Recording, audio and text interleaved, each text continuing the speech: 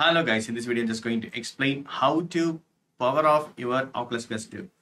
It's not sleep mode because whenever if you're simply pressing this power button, it will be going to sleep mode. So we need to properly power off because we can save the battery backup. That's why I am advising you to power off your Oculus Quest 2 when you are not using it. So what you need to do is, so here is the power options. You need to hold it for some seconds. So hold it for some seconds. Then take your finger.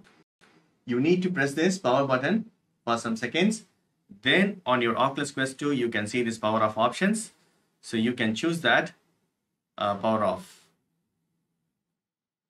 Power off. It's shutting down.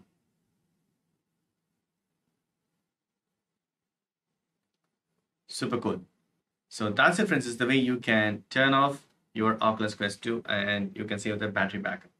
That's it. Hope this video is very much helpful. Thank you so much for watching. Please put a comments and feedbacks. Media forms. Thank you. Bye and take care.